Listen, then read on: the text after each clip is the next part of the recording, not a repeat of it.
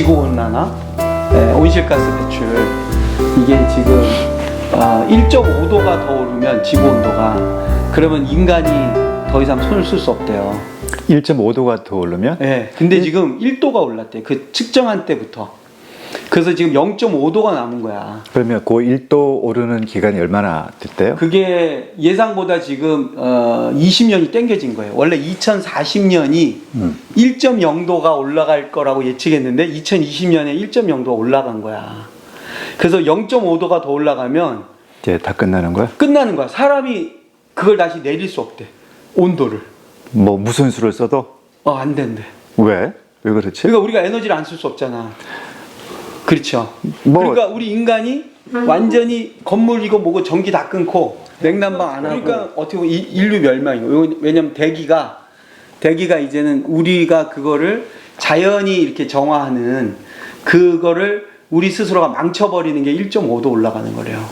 왜냐면 지금 시베리아 어느 지역이 38도 됐잖아. 그러니까 그게 말이 돼요. 그러니까 이게 결국에는 온실가스를 줄이는 건데, 그렇게 25년까지 유럽이 EU가 네트 제로라고 그래야지. 이제 쉽게 말하면 쓰는 거랑 없애는 거 해가지고 딱 제로 상태 만드는 건데, 그 25년이 목표래, 유럽은. 근데 우리는 악당 국가 중에 하나래. 온실가스 배출 악당 국가.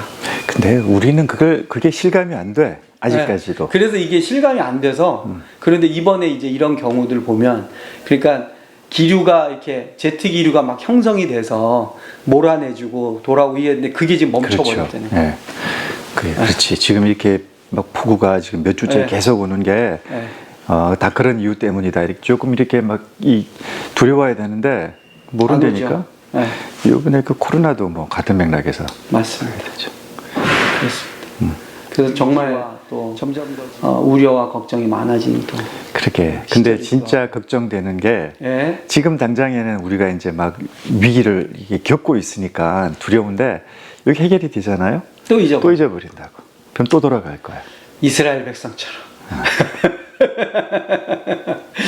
맞아. 전혀. 근데 맥락은 같은 것 같아. 안식일도 그렇고 이게 다 같은 맥락 속에서 이해가 되어야지 실제 우리 삶에 적용이 되지. 이걸 따로 놓고 이게 마치 학문의 한 주제처럼 그렇게 다뤄버리면 이 먼 이야기가 돼버리는 것 같아요. 그 전염병 이야기도 결국 지금 방금 이야기한 그 기후 문제하고 같은 사건이더라고 보니까. 그러니까 이 기후 문제를 우리가 어떤 태도로 대하는가와 지금 일어나고 있는 코로나19 이 전염병 문제를 우리가 어떤 태도로 대하는가가 같은 맥락이라는 거죠.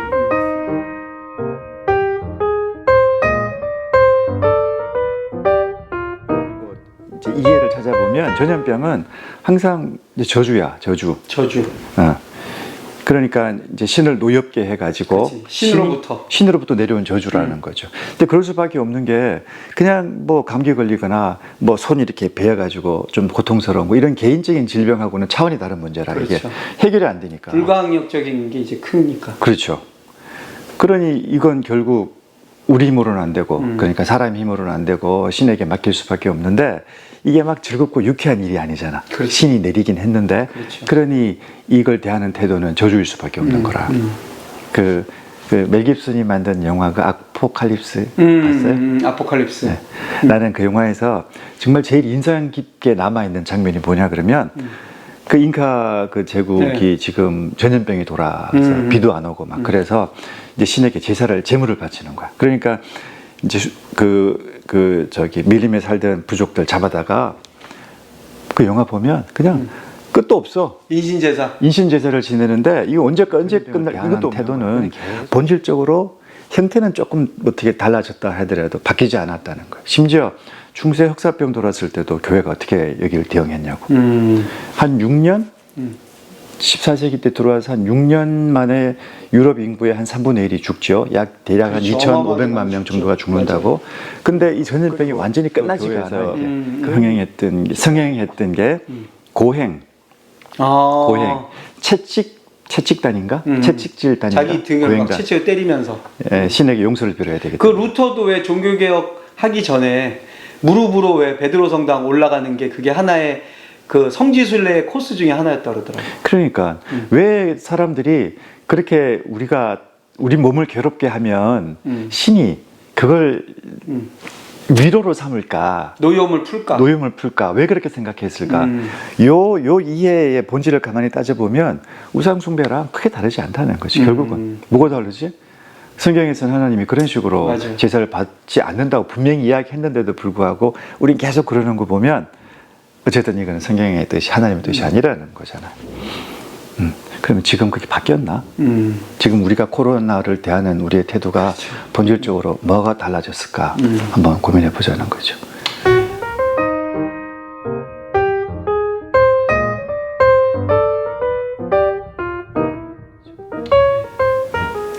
사실은 이제 오늘날의 이 코로나 사태에 대해서 가장 우리 인류가 풀어내려고 하는 방식은 일단 과학과 기술을 이용하는 거잖아요. 그렇죠. 그죠? 네. 그래서 방역이 1순위고 두 번째가 백신 개발이고 원인은 아직까지 원인을 찾는 건 지금 나중인 것 같아요. 워낙 전 세계적으로 이게 이제 번져버린 팬데믹이 현상이 됐으니까.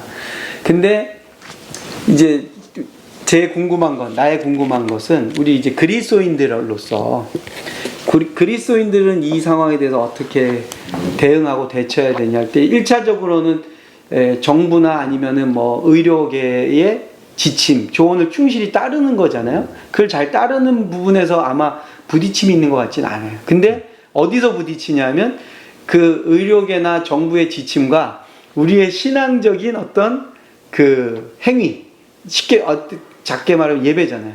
예배에 대한 이제 제어랄까 금지 이게 올 때 이제 굉장히 날카롭게 부딪히는 모습들이 나오는 거잖아요. 어떤 교회들은 그냥 그러면 인터넷으로 온라인으로 이렇게 해서 대체를 하지만 그러게요.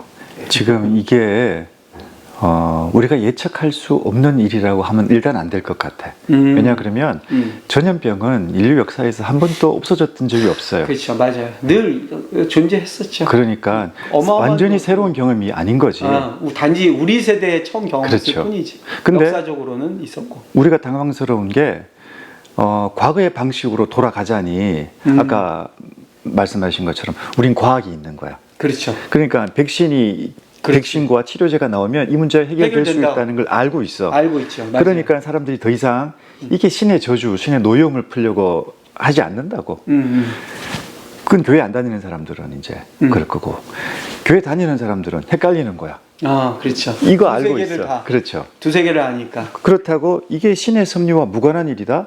그러면 라고만 볼 수는 없죠. 그렇죠. 그러면 이게 하나님이 맞아요. 그 중요한 지점이에요. 거기 네. 바로. 그 하나님이 자기도 어떻게 할 수 없는 일이 지금 벌어지고 있다. 이건 말이 안 되는 거거든. 그렇죠. 그러니까 이게 혼란스러울 것 같아요. 그래서 나는 그러니까 이런 측면에서 우리한테는 이게 정말 예측할 수 없는 새로운 사건인 건 분명한 것 같아. 우리가 달라졌기 때문에. 그러니까 결론적으로 한번 일단 내 생각을 정리를 하고 싶은 건데 그렇죠. 나는 요 전염병을 대하는 그리스도인의 태도가 어떠해야 하는가 이 부분에 있어서 의와 시험이라는 단어를 좀 쓰고 싶어요. 의라는 말이 우리가 더 적극적으로 하나님의 뜻에 살아가는 것이 우리가 의롭게 살아가는 것이니까 모든 영역에 있어서 모든 우리 삶의 어느 부분도 예외가 되거나 제외되는 곳 없이 모든 부분에 있어서 하나님의 뜻을 실천하는 우리의 생활이어야 된다. 청결부터 시작을 해서 음식부터 자연 모든 문제에 있어서 자 그런 측면에서 이 문제를 대해야 될 것 같고, 두 번째가 더 적극적으로 내가 그리스도인이라는 사실을 이 위기 속에서 내가 증명해내는 거죠. 그래서 이 사태를 부정적인 의미에서 시험이 아니라 나의 그리스도인다움을 증명하는 시험으로서 받아들여야 된다. 저는 이렇게 생각을 하고 싶어요. 저도 이제 그렇게 이제 형님 생각을 이어서 확장을 좀 해본다면 또는 적용을 해본다면 이게 이제 어떻게 보면 재앙을 해석하는 해석의 차이인 것 같고요. 그다음에 재앙을 해석해서 어떻게 우리가 대안을 제시하거나 어떻게 살아가느냐의 문제인데, 그것이 자칫 우리 그리스도인들이나 신앙인들이 자꾸 대결 구도로 가는 그렇죠. 그거는 극복해야 되지 않을까. 그리고 설령 우리가 왜 원수도 사랑하라 그랬는데 함께 이 재앙을 풀어가는 방식과 그 어떻게 보면 과정이 다르다고 해서 그거를 서로 적대시하거나 서로가 서로에게 그것을 마치 정죄하는 모습이 아니라 저는 이제 오히려 하나님의 나라 관점은 우리의 예배도 중요하고 당연히 중요하죠. 뿐만 아니라 이 세상 속에서 살아가는 형님 말씀하신 것처럼 의롭게 살아가는 그것도 굉장히 중요하게 여기실 것 같아요. 그래서 그런 면에서 보면 오히려 더 한 발자국 나아가서 우리가 일상 속에서 또 삶의 자리에서 하나님의 백성으로서 보다 더 방역이나 또는 뭐 위생이나 또 이것 때문에 고통받는 자들, 수고하는 자들을 위해서 우리가 그리스도의 사랑으로 그들을 섬기고 또 어려워져 있는 이웃들을 향해서 함께 이것을 극복하는 방식들을 찾아나가는 게 저는 더 중요하지 않을까 이런 생각을 갖게 됩니다. 다음 시간에 우리 안식일 이야기 하는 네, 거죠? 다음 시간에는 우리가 안식일에 대한 이야기 하는데 안식일 뭐 우리 그리스도인들 사이에서는 많이 또 이야기되고 설교를 통해서 많이 듣고 하는데 안식의 개념 속에는 이제 가장 제가 생각하는 건 이제 쉼을 어떻게 바라보는가? 그렇죠. 네, 그 다음에 주일 성수. 주일 성수도 성수와 이게 또 안식일에 연결이 관계가 됩니다. 있는가? 맞습니다. 그래서 때로는 이슈도 되고 핫한 또 주제인 것 같습니다. 그래서 우리 오동수 박사님과 함께 다음 시간에는 안식일에 대한 것, 주일 성수 이런 것들 한번 또 이야기해 보도록 하겠습니다. 다음 시간에 뵙겠습니다. 감사합니다.